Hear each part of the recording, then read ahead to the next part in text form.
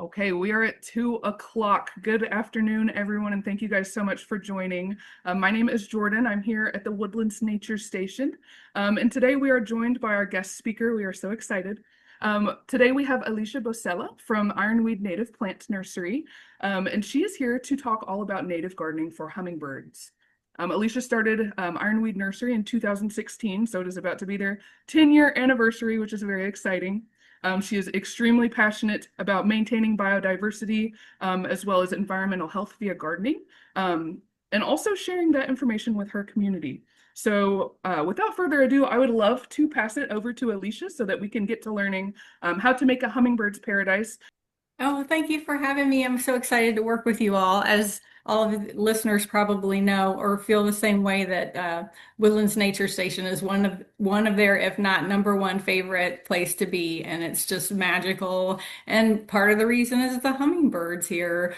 They're great, and I'm actually located a little bit farther away. I'm near Frankfort, Kentucky. We moved, but I love it up here, and just been, working at this 10 years and stuff like that. So, um, and there's such a close relationship between hummingbirds and native plants. So that's also makes it really wonderful. But as you can see from this first slide here, this is a male ruby-throated hummingbird, and you can see the red under its throat, the ruby color.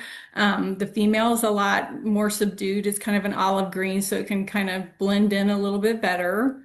Some just kind of some parameters about hummingbirds since this is for beginners. On average, hummingbirds will live about 10 years. And as you all know, they migrate from North America down to South America. And so if they live 10 years, that's 20 trips, and that's a long trip. It's very interesting. Not only is that interesting, but I've heard people call them different things like flying jewels, but I showed someone from another country, a ruby-throated hummingbird for the very first time the other day, and they said that has got to be like Flash Gordon, Flash from the superhero um, movies. They're magical. I had to reread my notes and double check them because 70 to 80 wing beats per second. I was like, surely that's per minute. No, it's per second, and they can fly backwards and upside down and so many different things. They're kind of like little miracles, and I think that's part of their endearment. They're cute and just almost unbelievable that they can, exist. And there's many ways, obviously, to draw them to your area and make your yard healthy at the same time. What else did I want to say about just kind of general things? Just that they can see color, as you probably know, especially red, but they could also see ultraviolet light, so they can see more of the visible spectrum than we can, or of the spectrum than we can. And they actually can smell some. That's kind of being studied, but obviously they operate a lot more by visual cues. Um, so here we were talking about how they migrate. So they come up from central, let's see, do I have a pointer? I don't know if that shows, but the Yucatan Peninsula in Central America, up, to the, through the Gulf to Louisiana on either side. So this is kind of their route. And so they pass through Kentucky. Our area, basically end of March, beginning of April. So right about here. So end of March, beginning of April, they arrive, and then they pass through in the fall, end of September, beginning of October. So I wish I could just say like, one date or something like that, but it's a window. But those are kind of key times, and I'd like to talk about why. So when, for example, they're flying south for at the end of the year, into September and so forth, well, let me start, let me back up. Sorry about that. Let's talk about when they're arriving in the spring. That might be a better place to start. So when they're arriving in the spring, they've come through this long journey, and they're getting here, and they need to replenish themselves because it's a brutal trip. But also they're going to need to pretty shortly after that start their breeding season. So that's kind of a double whammy. They've had a long trip, and they're going to have to start, their breeding season. So that's kind of a critical time. But then in the fall, after they've raised their young and they go back down, there's literally about twice as many hummingbirds because they've raised their young. So there's a lot more hummingbirds. They come down and it's a long trip. And therefore, there's kind of these critical times. Not only do they have that long trip, but they have extra, population size, or they're getting ready to breed and so forth. So this distance between here is about 500 miles. If these poor critters are coming from Canada, that's about a 4,000-mile trip. It's usually less than that. And the migration usually takes from a few weeks to about 2 months. So that helps us because we know roughly when they're going to need our help. So how can we help the most? So I kind of talked about bloom times, basically early when they're arriving and late when they're leaving. But of course, in the middle there, they're going to need help just getting by and raising their young and those fledglings growing and needing resources as well. Um, let's see here. So basically early nectar, I listed, redbud, columbine, crossvine, bluebells. A lot of these, hopefully a lot of you have heard of, but you'll notice a lot of them are tubular, they're familiar, and, fairly easy to get a lot of these. Late nectar maybe surprise you because they're not necessarily red with tubular flowers, but sunflowers, asters, goldenrod, and ironweed. Oops, my bad. Things like that. Um, and the number one problem we have facing the populations of many different pollinators and insects, and the hummingbird as well, would be habitat loss.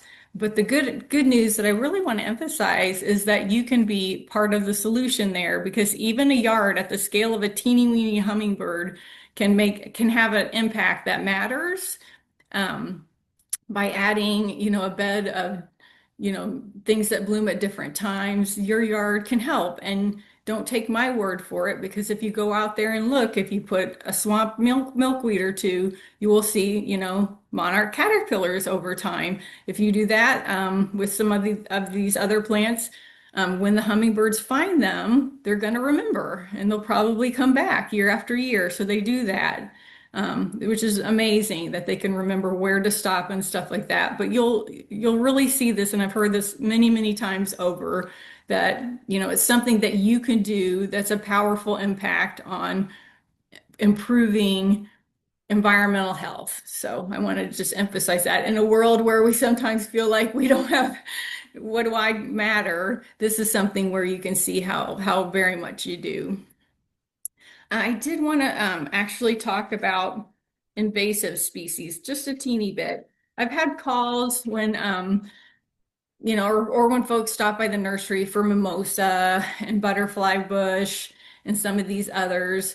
And I do realize that the hummingbird would enjoy the nectar from particularly like something like mimosa, very much so, because where I grew up along the road, it was all wooded, but this mimosa just took over the whole entire swath of the edge of these woods. And you think, well, that's great because their flowers are pretty, the hummingbirds love it. But let me just explain. So when that mimosa took over that whole entire swath of woods, what happens is the hummingbirds will come and they'll have this bonanza of nectar all at once for 2 weeks, tons of food. But after that, they stop blooming and they're done. So what do the hummingbirds have then? Since it's nothing but mimosa, all the diversity of other things that might have bloomed at other times are no longer available. So it's not really super helpful when you have this glut of a resource for your population, and then after that there's nothing. So it's kind of, it's what you need as a population is for the resource to be available over time. So that's one of the concerns with invasive plants, that when they take over, it's not helpful that they just kind of predominate and it's one thing, and they take out all that other diversity. Another example is a butterfly bush. For the longest time, I talked about how I've heard that it's spread. I hadn't seen it. Then I went to a family reunion in Natural Bridge State Park, I believe it was. The one in Daniel Boone. There's Arch, there's Bridge. I get them confused. But the one in the Daniel Boone area, and I was going up to see the top, and all along the path, and anybody who's been to the Smokies, it was like that, where the rhododendron are huge. It feels like the air is moist. There's all these magnolias. It's just lovely. Well, it was just being totally grown up with this butterfly bush, which I had never seen it do that. And the butterfly bush reverts. So when it was there, it was kind of a cruddy white. It looked like butterfly bush, sorta, but straggly and cruddy. And it was like overtopping these beautiful, hugely flowered rhododendron and all these things. And it was breaking my heart. And there's nothing wrong with butterfly bush in most aspects. It's beautiful. I do get it. Swallowtails adore it. All these things. But when it comes and you have this Kentucky natural area that's just phenomenally beautiful that everybody will come and enjoy, and it's choking out everything that's there. That's when I think we need to take pause. So like anything, there's like just basically a handful of invasives that just do this. Most things are totally fine. Zinnias are fine. Cosmos are fine. Anything that doesn't spread is fine. But there's this handful that just kind of like, that it's like setting a fire. They just go and they don't stop and they run over everything. And then you have that problem I talked about with the mimosa, that there's not enough diversity to support things over the entire season. So I understand a lot of us have grown up with these things, and maybe we got one of these plants from a relative when we were moving, from our grandmother or something like that. And there's sentimental value, and that's important to acknowledge all these things. But I hope that you realize, that there's other things we can do. And if butterfly bush, for example, the seeds are wind-borne. No way you're going to put that genie back in the bottle.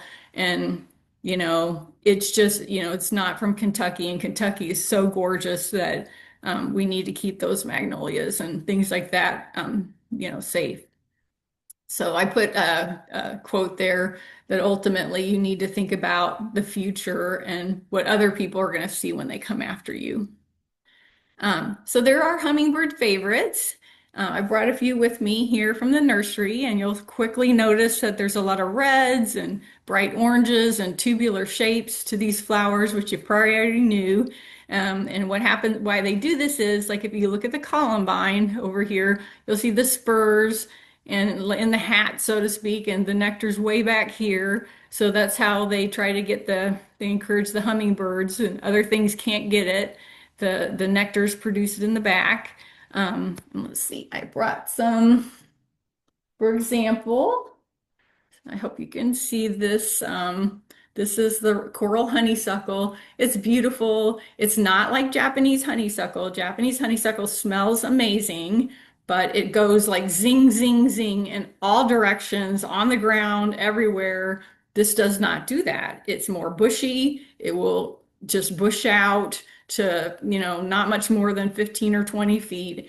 And it just stays in place, and it's people hear honeysuckle and they immediately shut it down.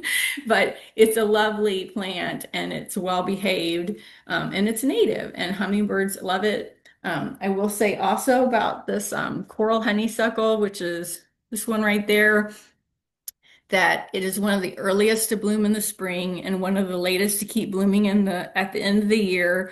And there's a few things that do that. And of course, it has its heyday where it kind of just fills out with lots of blooms, just like everything else. But there's just always blooms. And one of my first few years I started the nursery, I had a whole trellis full of them, and some hummingbirds moved in just for that plant, and it was really rewarding. So they're, having that continuous supply and so forth, they really like it.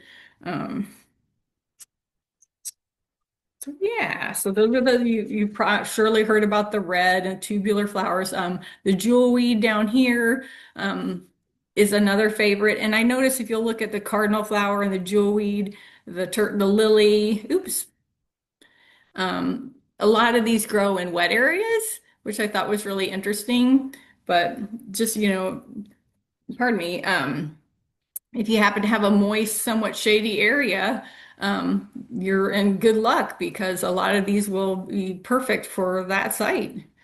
Here's another little list of things. I talked about how the coral honeysuckle is kind of constant blooms. It blooms all season. I get that question a whole lot. What will be blooming all season long? And not lots of things really do that, but coral honeysuckle does. So I got an asterisk, and rose vervain here as well. This is a somewhat short-lived perennial. It'll probably live 4 or 5 years. It's a spiller and it's not aggressive, and it has beautiful, fragrant, kind of magenta flowers. Um, yeah, so it'd be good in hanging basket, it'd be good on a border and things like that. So there are a couple of things that hummingbirds love that would be blooming for you most all the season, and they're just really, really nice plants. You may have heard of a lot of these other ones. Let me see what I got here. Just the garden phlox. There's a lot of phlox species. This is probably, if you have something from your grandmother that looks like this is probably the same thing, the garden phlox, and it does have tubular flowers, but it's so cheerful and not, it's not 18 feet tall or anything like that. They like the bee balms. There's a lot of different bee balms. Maybe you haven't heard of the spotted bee balm, but hopefully you can see that it's kind of white and pink bracts here. And then underneath or below them, there's just this whole whirl of tons of flowers with tubes just filled with nectar. And they just tend to attract so many different things. And they're not particularly tall. They're really pretty. That's blooming right now. Got like the great blue lobelia as well. And you see it doesn't necessarily have to be red to attract hummingbirds. They'll go for that for sure. And of course, I've got the cardinal flower, which I was gonna maybe talk about at some point. I can talk about it now, I think. The cardinal flower is a hummingbird pollinated plant. So that's kind of cool because it relies on hummingbirds specifically. What happens is, it does have a tubular shaped flower, and what the hummingbirds put their beak inside, and then there's this, I don't know if y'all can see it, this thing at the top, which rubs their forehead or their top of their head with white pollen, which is really neat. And so they go to the next flower and they have that white pollen and it comes off, and you can just see them going from one to the next. And if you have this plant, you'll almost certainly be rewarded, hopefully at some point, with hummingbirds coming. And so I kind of didn't know how to break down things for beginners that would be most helpful, but I hope you might consider snapping a photo of any of these that would be helpful for your situation.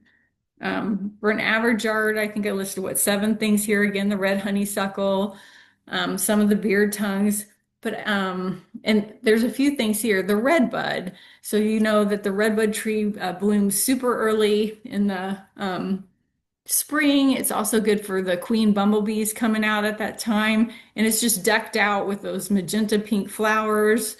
And I think for me, it's like when they talk about those Asian cherries that bloom in the spring that are so amazing. And I sort of think, gosh darn it, people need to start realizing that this redbud is at least as cool as that. And the flowers come off the stem, around the stem. So that's kind of interesting that there's a name for that. And they're just decked out with these flowers that help so many pollinators. And again, it's one of those ones that blooms early. It's going to be helpful from their migration. Columbine's pretty easy to grow. It can often grow even in a lot of sun sometimes. But then I want you to notice the pictures on the bottom here. There's a hummingbird on purple coneflower, on that aster, and on the blazing star. So even though there are like certain flowers that they tend to prefer or whatever, that they will be helped when you put native plants of all kinds. And I was thinking about this, and if there was even a native plant, let's say that they didn't necessarily nectar on, it could be that that native plant attracted a bug, and that bug was eaten by a particular spider. Hummingbirds are known to love spiders. They love their silk for their nest. They love to eat them and so forth. So if you see the flower itself might not be directly beneficial to the hummingbird, but because it encourages insects and spiders, it's necessary. So I kind of a point is if you do plant native plants, it's kind of a feel good and a win-win. And, you know, it's a complicated ecology, but it's helpful, and it could even still be very helpful for the hummingbird, even not if it's for just nectar. Containers. So a lot of these that the hummingbirds like, um, I want people to have a very good experience with native plants. And so you may or may not know the obedient plant up here. It's beautiful. It's a one-stop shop for the hummingbird to go down one, two, three and get all that nectar, but it's a spreader. So maybe you'd want, maybe you have an apartment, maybe you don't want to deal with it taking over an area. You could have it in a pot with a saucer underneath and then divide it and have host plants, like I have host gifts that you could give to people, to share. So you could, at the end of the season, when it's filling up that pot, divide it and you could, give it to other people. But you'd have it in a container, you'd have your hummingbirds, and then you wouldn't have to worry about it taking over an area. Same for like the clustered mountain mint right here. Or everybody knows that common milkweed's a big spreader, but it services so many different insects and pollinators that these milkweeds, are worth considering, even if it's in a pot, monkey flower and so forth. But there's if you're concerned about certain things, then you can still use a container is an option. And like the cardinal flower, it needs water, so you could have a container with a saucer underneath, and it should overwinter. And you should be, you should be fine. These are tough plants. A lot of folks have full sun and average to very dry soil. We got you covered. The one in the lower left corner that's blue sage. They like that. Then there's hoary vervain. And then there's a succulent false aloe. I got the flower and the foliage. It's very interesting looking. The flowers are very fragrant. They're odd. They're really pretty. And then again, one of the blazing stars and butterfly milkweed. The milkweeds are just so helpful to all pollinators.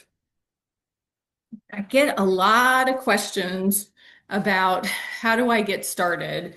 And I am so happy to help if I can with that, because I know how overwhelming it can be, because I do that to too many customers in my door. But we'll try to go slow here. And I work with tons of landscapers who do this for a living, so I think I can help out.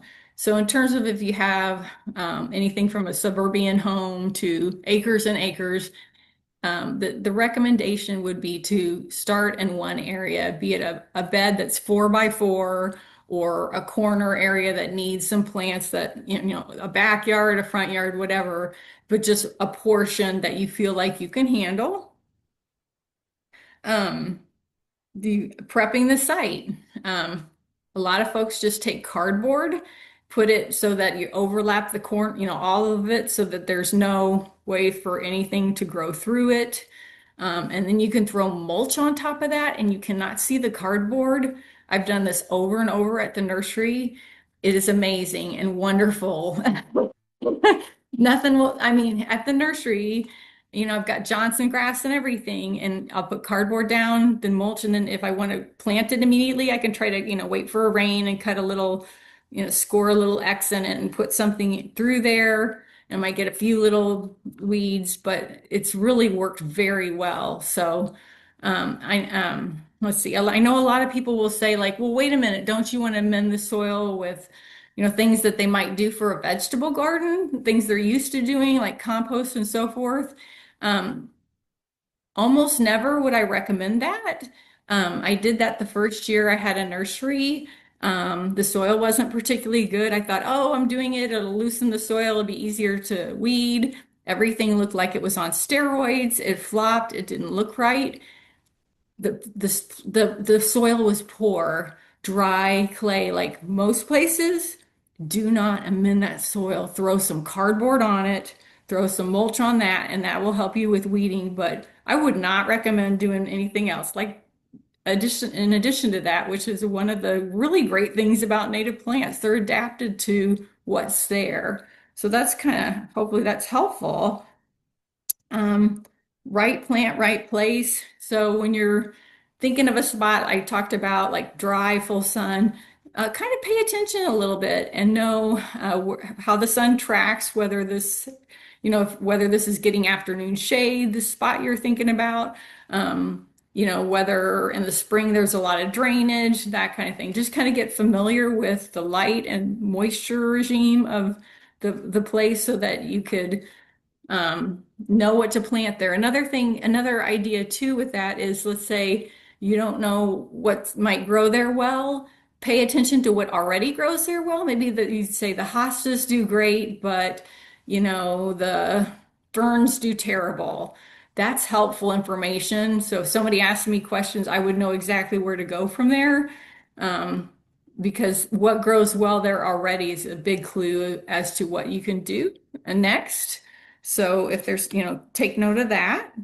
Maintenance, and be aware of this before you start, please, is that native plants have a lot of, there's pros and cons, a lot of good things about them, but they are not maintenance free.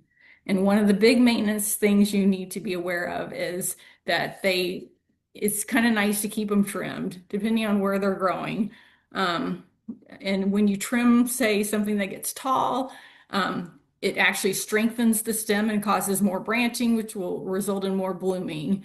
So don't be afraid to really half these things, cut them in half a lot of times, preferably before they get flower buds. But that just don't hold back. You really unlikely that you're going to hurt them, even if it's a milkweed. Deadheading, sometimes there are goldenrods and things like that if you're doing it in the front yard, stuff like that, I would recommend deadheading, that you don't want to deal with all the little, babies that are going to come up. That's going to be a big help. Let's see. Um, Consider planning the space to fill everything up to deter weeds. Yes, that's definitely going to be helpful to plant it a little tighter as opposed to having like islands of mulch between things. That's gonna in the long run, you'll be glad you kind of filled it up. Um, a few other little things. It's tempting, and I did it too more than once, to go and want one of everything. And some things are tall and some things are short. And that's a great way to learn about plants and what they'll do, what they're, how they present and things like that. But if you're a landscaper and you come in, they don't want to, the landscapers typically do not say, I want only flowers and I want one of everything. They don't do that. So there's pros and cons to this, but so if you want to learn about a lot of different things, go ahead, do a potpourri. But with landscapers over time, to have three or four of the, three to five things of this, and then have some grasses or sedges that are clumpers that don't spread. They use a lot more grasses, sedges, ferns that create a neutral space and also create like a matrix, which is really easy on the eyes. And it kind of has it imparts a peaceful feel when you see everything is kind of has a unity, and there's this beautiful texture that's going to reward you in the fall and winter.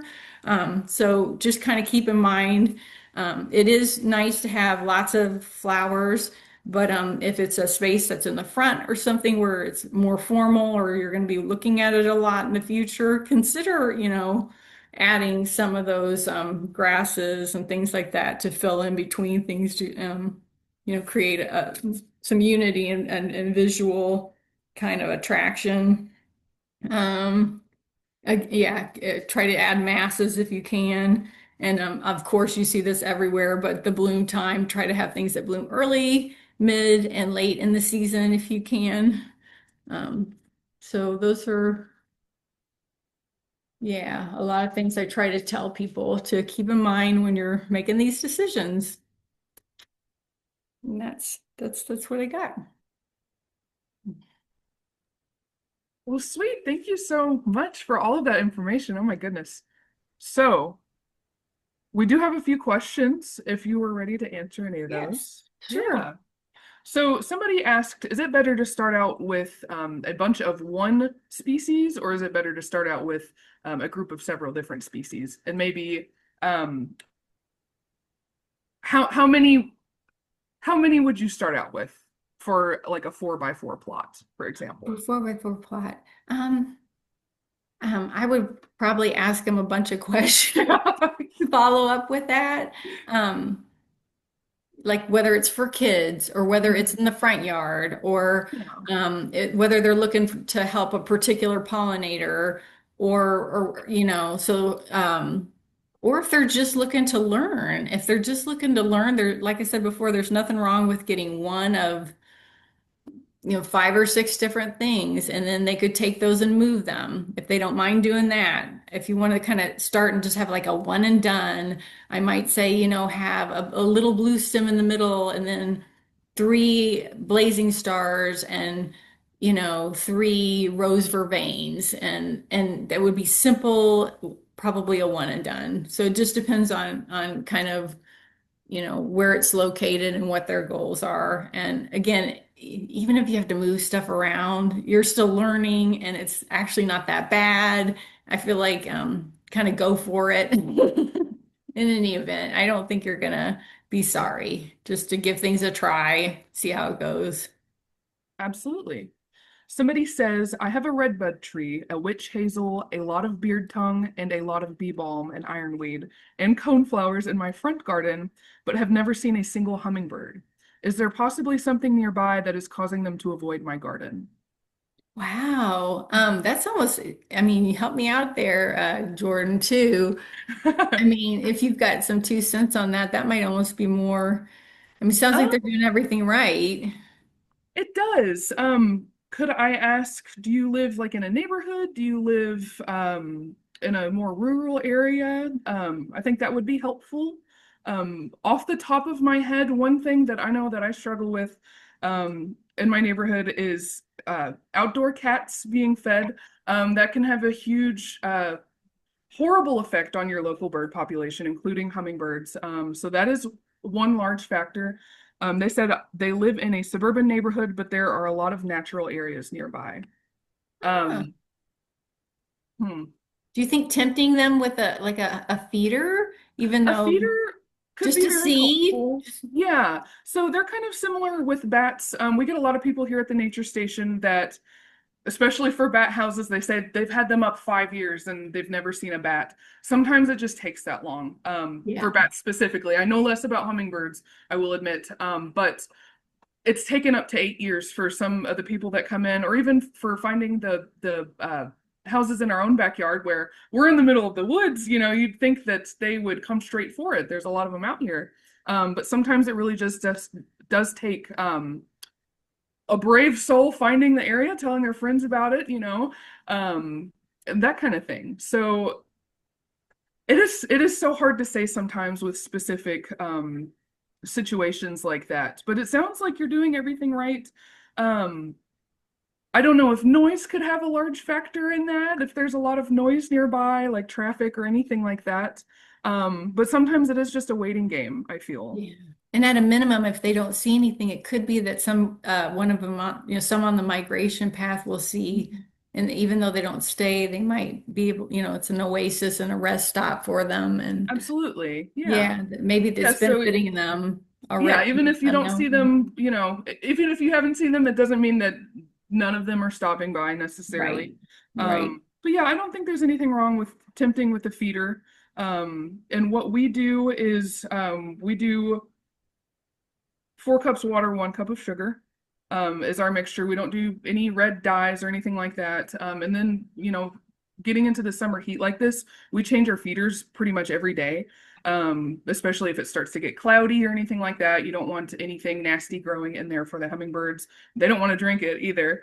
But I would suggest adding a feeder nearby. And again, maybe keeping an eye out if there's any cats nearby that might have something to do with it. But as far as like other wildlife, I couldn't um, see an issue there. with your situation, but that is a great question. Okay, somebody asked, are there ever too many hummingbirds? Huh. I guess they probably think so when they're fighting over a feeder. Right. Um, I would think that that's a neat question, but I'd say that nature would take care of that if there's I mean, there's always a limiting resource or a population limiting factor, be it disease or not enough food or something. Don't you think that there would be limits on the population that would naturally kind of make sure that that didn't happen for Yeah. too long? Yeah, especially with the territorial males wanting their favorite spots and things like that. Here at the nature station, in our peak season, we have about 15 feeders out at any given time, where we slowly ramp up as more and more start to come into the area. Then we kind of slow down towards the end of the season. But the more we see, if we start to see more fighting or anything like that, we just throw up another feeder. And in this case, you would want to go ahead and start planting more plants, I imagine. Yeah. But yeah, we just add to their supply, basically. We're happy to have as many as we can get. So, And right now, there's probably not like an overabundance of hummingbirds that anybody's noticed that it's a mhm. problem. Exactly, exactly. It's a Okay. good problem to have, I would say. Yeah, right, right. Somebody also asked how or what is your favorite hummingbird plant? Oh, me personally? Yeah, what is yours? Wow. Oh, I guess I'd have to say a hands down, it would be the coral I honeysuckle. thought so. Yeah, yeah. It just like I had like after having that pair of hummingbirds move in literally just like they were there guarding it for that first season, it really left an impression on me. And you just see them all the time around them. And it really is a great plant. It's not obnoxious and it doesn't get out of hand and always blooming, which is such a treat. They are beautiful. I love them in our backyard. Okay, I think I've gone through all of the questions. Did anyone have any other questions to add before we ended? I'll give just a few seconds for that. But if not, I wanted to thank you so much, Alicia, for joining us today. I learned a lot. I'm always happy to add to my gardening knowledge. And I hope everyone here can use some of this information and add these things into your own backyard. And you are welcome to plug Ironweed Nursery again if you would like, your website or anything like that. Oh, no, I would just say thank you for the opportunity and thanks for everybody who participates. It's encouraging always to hear about the amount of people who are interested in doing this great work. Absolutely. And you are a huge part of that. So we thank you so much too. So, well, thank you guys so much for joining our webinar today. Here we go. Awesome. Okay. And again, their website is just a wealth of information too. But I wanted to thank you guys so much again. And we hope that you enjoy the rest of your day and good luck with your hummingbirds.